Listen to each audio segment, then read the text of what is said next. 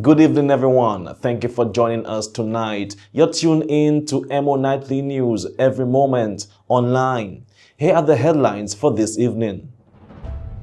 Dominica participates in high-level Commonwealth and UK Caribbean meetings in London. Ministry of Agriculture confirms presence of lethal yellowing disease in Dominica. Prime Minister Prasad Bisesa says government focused on business of the people. U.S. Air Force refueling plane crashes in western Iraq. Dominica Cricket Association hit the school's grassroots drive, visits Soufriere and Grand Bay Primary.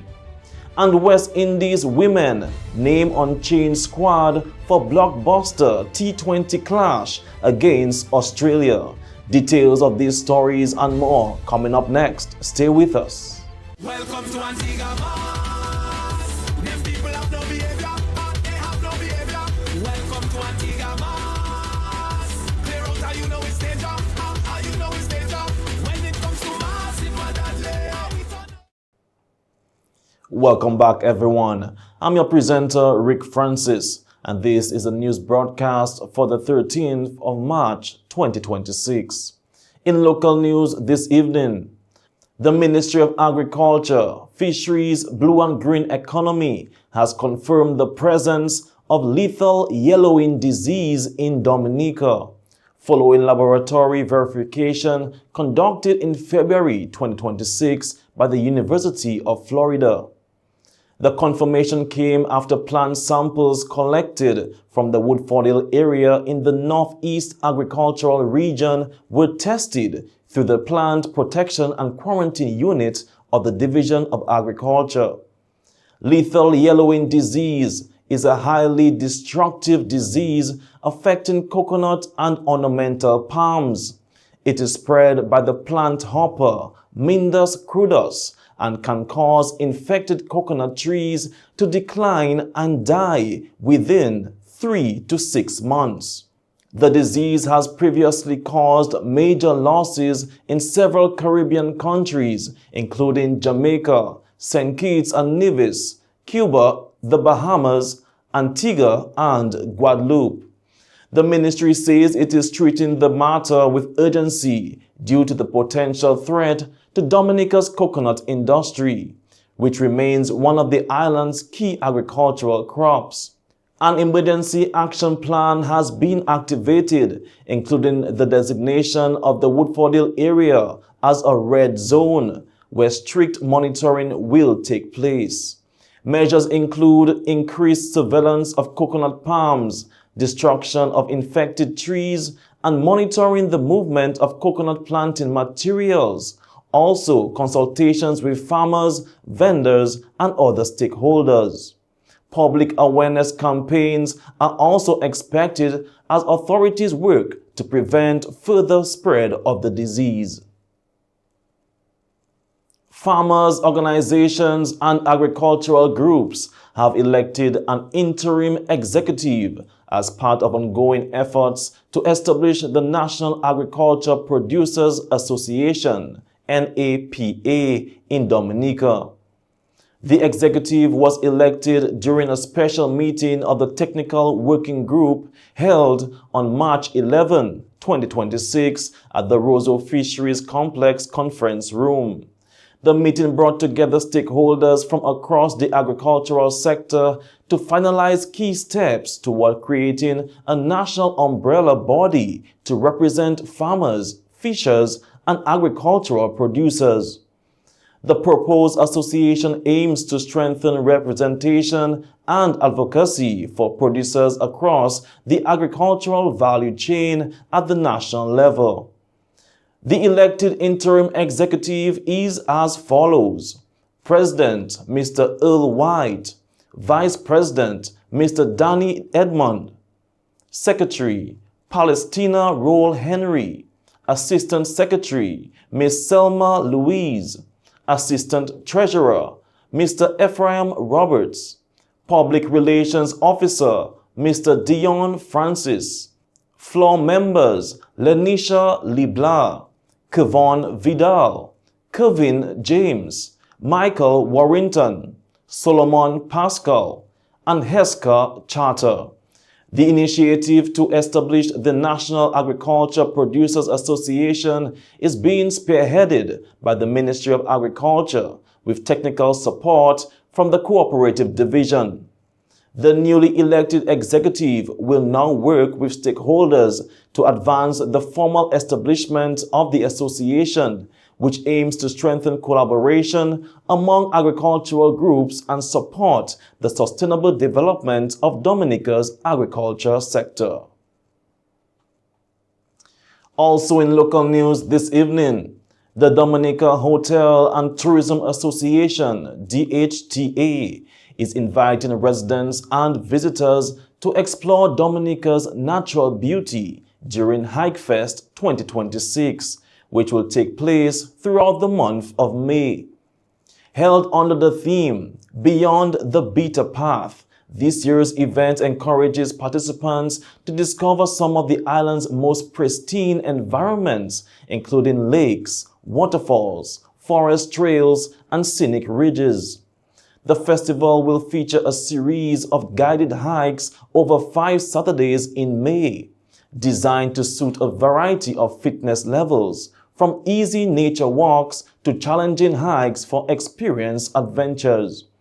Highlights of the schedule include hikes to Borey Lake, Trinity Lakes, Jacko Flats, and the iconic Boiling Lake. Additional midweek hikes are also scheduled for May 14, 18, and 21. Registration costs EC $75 per person per hike, with discounted rates available for multiple hikes and groups of 10 or more. The DHTA says HikeFest remains one of its signature events, promoting sustainable tourism while encouraging both locals and visitors to experience Dominica's rich natural heritage. Some representatives contesting the upcoming Roseau City Council elections recently held a press conference to outline the many reasons why they have decided to run for office. The press conference was held at Prevo Cinemall, where the candidates shared their vision, priorities, and commitment to serving the residents of Roseau. They also highlighted key issues affecting the city and the changes they hope to bring if elected. Now, let's hear from some of the representatives. Greetings, everybody.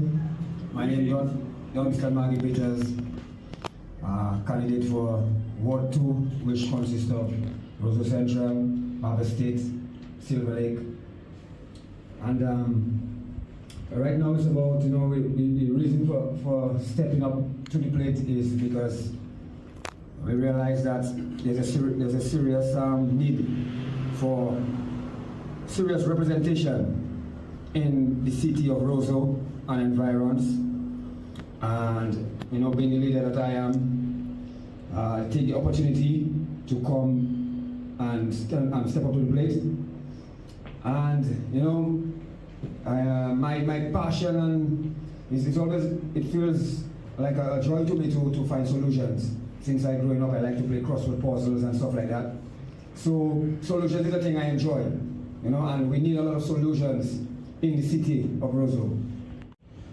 This is my first time running to represent, and I continue to do it because I realize city council representation, it kind of like a trap, and I'll elaborate on that more, because we usually hear the term that council is not working, and I don't want the people to really understand what exactly is council work. So I just come and I myself with this team because as the term suggests, translated in English, it just means serious people. And I think we need serious people in our governance in the city to elevate and uplift the city. And I'd like to reiterate, the city boundaries as a municipality, it stretches from Wavincourt all the way to the Bailey Bridge around Cicero area. So when you talk about the city, we don't just talk about Roseau proper or the Roseau, the CDB, but we talk about the city as a municipality and the citizenry, the businesses. So I would just like to announce my candidacy officially, and then to call the people of the communities which I spoken before to come out and support. Well, everybody know me nickname heads. As your candidate representing or future candidate in representing the Roseau Ward 2, taking part in this general election. Okay, I'm fired up to be here, talking about the future for amazing capital, City Roseau. As your candidate for Roseau City Council election, representing Ward 2, Silver Lake, Baffin State, and Roseau Central, this is MO1, MO2, MO5, and MO6. I'm all in.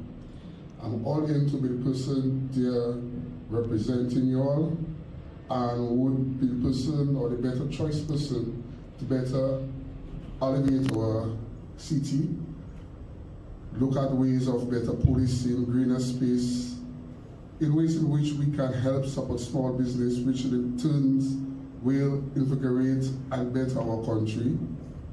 Ways in which we can do community policing, where we can have a safer city, safer Roseau and environs, a more established city, especially when we have Roseau as the main area for our cruise ships.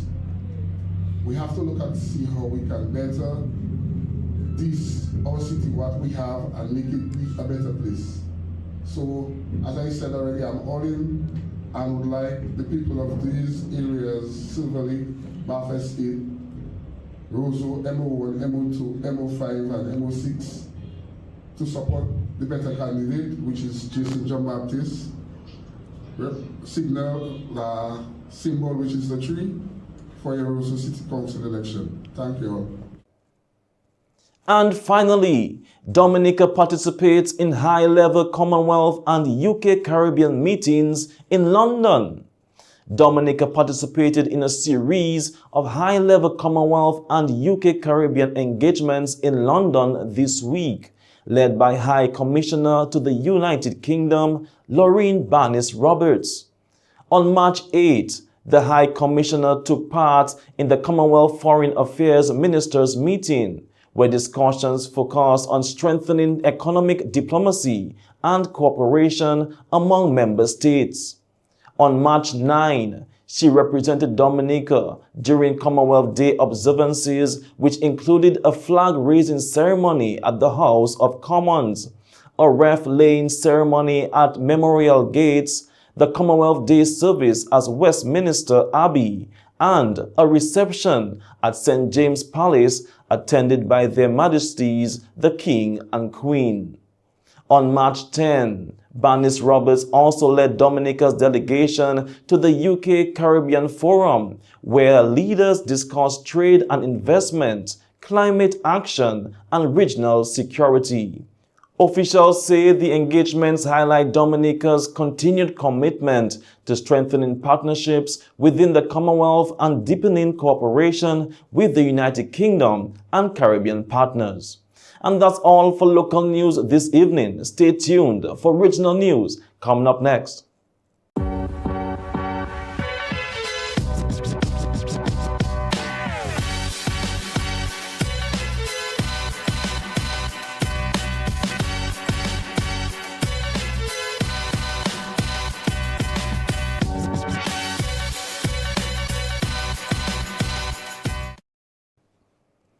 And now on the regional scene, St. Vincent and the Grenadines Prime Minister Godwin Friday has proposed transforming the island of Bellico into a permanent monument dedicated to anti-imperialism and human rights.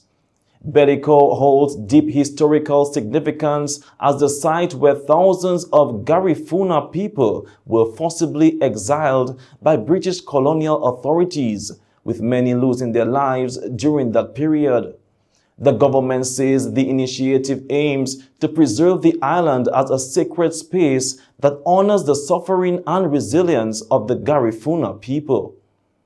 Through consultations with indigenous groups and planned public-private partnerships, officials hope to protect the island's history while educating future generations about the impact of colonial oppression and genocide.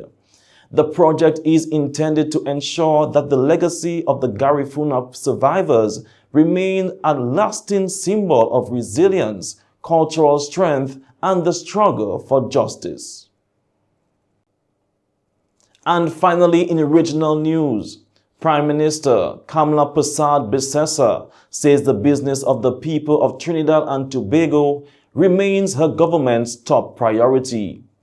In a post on her social media pages, the Prime Minister said she returned on Wednesday from the Shield of the Americas Summit in Florida, which she described as historic and highly successful. She noted that she chaired the weekly cabinet meeting on Thursday at the Diplomatic Center, where the government continues to focus on people-centered policies and delivering for the nation. And that's all for regional news this evening. Stay tuned for international news after this message. Blast Gaming presents its biggest job whatever. Blast Mystery Progressive. I'm so excited. I can't hide it. In new blast up and rising. And I like it. It going up and up and up and up and up. Blast up and up and up and up and up and up. Play selected games to win in the Blast Mystery Progressive. Pick until you match 3 gems and win one of the 5 cash jackpots. Or you can blast up with the Mystery Progressive jackpot. It going up and up and up and up and up. Blast up and up and up. Blast Gaming. Here's what's happening in international news this evening. 2 separate attacks in the United States on Thursday have shaken communities and heightened security concerns across the country. Authorities say a shooting at Old Dominion University in Virginia left 1 person dead and 2 others injured. The suspect, described by the Federal Bureau of Investigation as a veteran and convicted ISIS supporter, was subdued and killed by a group of ROTC students during the incident. Hours later, a vehicle rammed into Temple, Israel in what authorities say was a targeted attack on the Jewish community. Officials reported that the suspect drove into the synagogue armed with a rifle and explosives, causing the building to catch fire. No fatalities were immediately reported. Investigators say the incidents come amid a heightened security environment in the United States, as tensions linked to the ongoing Iran conflict continue to raise concerns about possible attacks. Officials are urging the public to remain vigilant while investigations into both incidents continue. And finally, in international news, a Boeing KC-135 stratotanker operated by the United States Air Force crashed into western Iraq on Thursday, with at least 5 crew members on board, according to the U.S. officials. The incident occurred during Operation Epic Fury, the Pentagon's ongoing campaign related to the conflict with Iran. The United States Central Command, CENTCOM, confirmed that 2 refueling aircraft were involved, with 1 crashing while the second landed safely. Officials said the crash was not caused by hostile or friendly fire, and rescue operations were underway as authorities worked to determine the fate of the crew members. The KC-135 stratotanker is a key aerial refueling aircraft that allows military jets to refuel mid-air and extend their range during combat missions. The crash marks the 4th known aircraft loss linked to the ongoing Iran conflict, as investigations into the incident continue. And that's all for international news this evening. Stay tuned for the sports segment coming up next. Don't forget, today we have funeral, we have functions. Make sure you're on time. Always on time, eh? You're always on time. Make sure. All right. Papa Met, look, I just received a message from National Bank asking me to regain access to my account. Look at message that your account has been placed on hold due to an unusual activity. Let me click that link. Emo, how many times NBD has to say that they will never ever send links via text message to regain access to account or to restore account or to do anything with account? So National Bank that sent it, I believe it. I just click in. Emo, if you are not sure, it's better if you call National Bank at 255-2300 or email them at customersupport@nbd.dm. Papa Met, little again I lose all the little money I save up from my account. And you'd find money to pay me. Yeah, I tell you, I almost click link and almost lose my money. You're talking about I hope I have money to pay you. Let's go, eh? All I know is don't click any link. Call NBD instead. So let us know our business.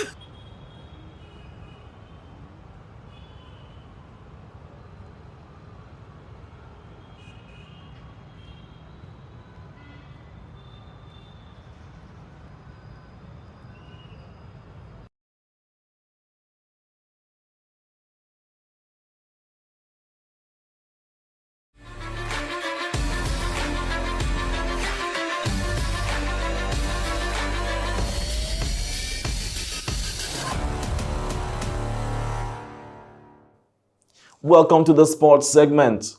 Cricket West Indies has announced an unchanged squad for the upcoming T20 International Series against the Australia Women's National Cricket Team. The three-match series will be played March 19 to 23 at Arnosville Cricket Ground and forms part of the West Indies preparation for the ICC Women's T20 World Cup later this year in the United Kingdom. Captain Hayley Matthews lead the squad, which include experienced players such as Stephanie Taylor and Deandra Dottin, along with young talents Ebony Brathwaite and Jazara Claxton. Wicketkeeper batter Shemaine Campbell is also expected to reach 150 T20 international caps during the series. Head coach Shane Dates said the matches will provide an important opportunity for the team to measure its progress against the world's top-ranked side ahead of the World Cup. All matches will begin at 6:30 p.m. and fans will also be able to watch the games via ESPN's Disney Plus streaming service. The Dominica Amateur Basketball Association, DABA, is inviting affiliated teams, club representatives, and stakeholders to attend its upcoming annual general meeting, AGM, as preparations get underway for the 2026 basketball season. The meeting will take place on Tuesday, April 7, 2026 at 5 p.m. at the Dominica Olympic Committee Conference Room, with virtual access available via Zoom. The 2026 DABA basketball season is scheduled to officially tip off on April 11, 2026. Teams interested in participating are required to register by April 10, 2026, with a registration fee of $500. For additional information or team registration, persons can contact dominicabasketball73@gmail.com. Also in sports, the Dominica Athletics Association has announced that a delegation of 15 individuals will represent Dominica at the final Carifta Trials in Martinique this weekend on Saturday, March 14 and Sunday, March 15. The delegation includes national coaches Mr. Nabi Wallace and Mr. Godwin Dorset. 9 athletes have already qualified for the trials. They are Jamichael Teet, Keone Esprit, Akisha Luke, Kidela Victor, Omari Caesar, Jeriah Lewis, Delani George, Zayden Cornelius, and Kumar John Baptist. Additionally, The Aspires Athletic Club will bring 7 more athletes, hoping to meet the Dominica Athletics Association's national qualifying standard for the 2026 CHikeFest Games, while the Westmore Rangers will also field 2 athletes seeking qualification. The competition will serve both as preparation for the athletes who have already qualified and also as the final opportunity for others to secure a place on Dominica's CHikeFest team. The Dominica Athletics Association has also extended thanks to its sponsors, including the government of Dominica, the Dominica Olympic Committee, J. Astafans, Niagara Water, and Pine Hill. EmoNews wishes the delegation all the very best at the trials.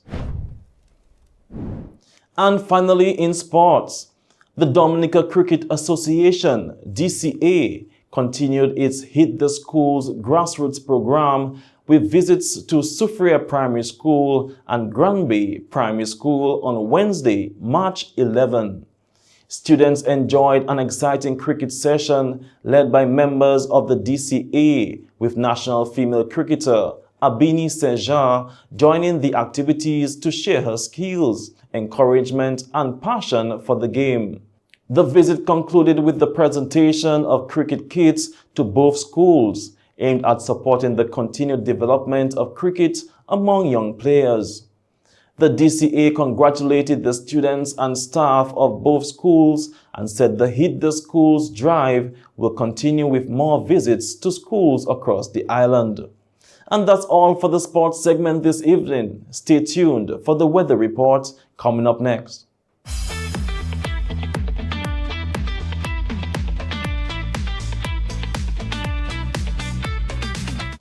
Here is the latest weather update from the Dominica Meteorological Service. Cloudy periods with a few scattered showers are expected across Dominica over the next 24 hours. A high-pressure system will be the main feature, influencing conditions across the island. As a result, residents can expect periods of cloudiness along with a few passing showers this evening. Winds are also expected to increase starting Saturday night. Marine conditions are forecast to remain slight to moderate during the next 24 hours.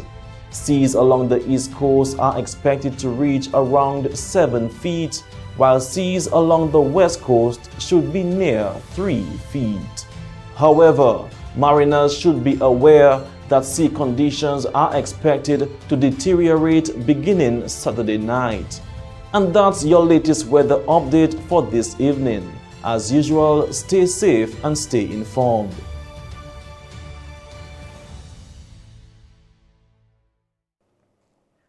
And this brings us to the end of tonight's news broadcast for the 13th of March 2026. I'm your presenter, Rick Francis. And on behalf of the entire newscast, we say thank you for viewing. This is Emo Nightly News, every moment online. Have a good weekend.